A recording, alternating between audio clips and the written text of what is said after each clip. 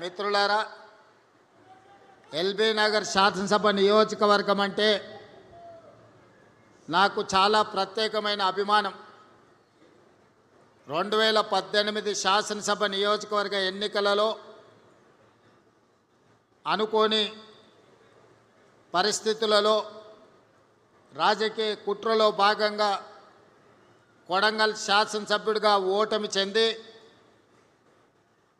చాలామంది రేవంత్ రెడ్డి రాజకీయ శకం ముగిసింది, ఇక మళ్ళీ ఏమీ కానివ్వము అని ఆనాడు చాలామంది కుట్రపూరితంగా నవ్వుకున్నారు.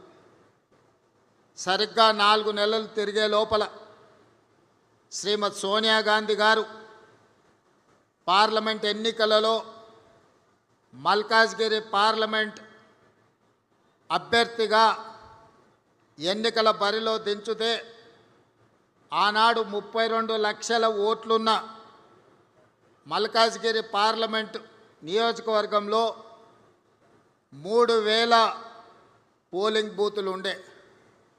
3000 పోలింగ్ బూతులు కాదు కదా, సగం తిరగడానికి కూడా 5 సంవత్సరాలు సరిపోదు.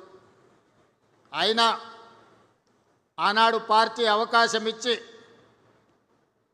సోనియా గాంధీ గారు, రాహుల్ గాంధీ గారు అండగా నిలబడి ఆనాటి ఎన్నికల బరిలో దించితే అప్పటి వరకు నాతో ఉన్నవాళ్ళు, అండగా నిలబడతామన్న వాళ్ళు, మీరు భుజాల మీద మోసి గెలిపించిన వాళ్ళు ఎన్నికలు ప్రకటించి అభ్యర్థిగా అవకాశం వస్తే నన్నే కాదు మిమ్మల్ని కూడా గుండెల మీద తన్ని పరాయోడి పంచన ఆనాడు చేరిండ్రు.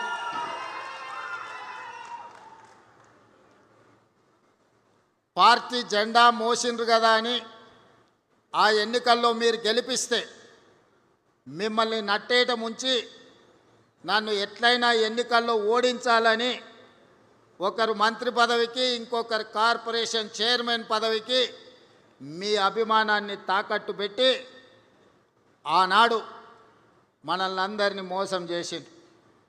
2019 పార్లమెంట్ ఎన్నికల బరిలో ఆనాడు దిగితే ఈ ఎల్బీ నగర్ శాసనసభ నియోజకవర్గం 30,000 మెజారిటీ ఓట్లను అందించడం ద్వారా ప్రశ్నించే గొంతును నిలబెట్టాలి. తెలంగాణ 4 కోట్ల ప్రజల యొక్క సమస్యల్ని గల్లీ నుంచి ఢిల్లీ వరకు వినిపించే నినాదమై ఈ ప్రాంత ప్రజల యొక్క సమస్యల్ని లేవనెత్తుతాడని మీరు అభిమానం చూపించి మీరు గుండెల్లో పెట్టుకొని మీ భుజాల మీద మోస్తే మల్కాజ్గిరి పార్లమెంట్ సభ్యుడిగా ఢిల్లీకి నేను బయలుదేరిన.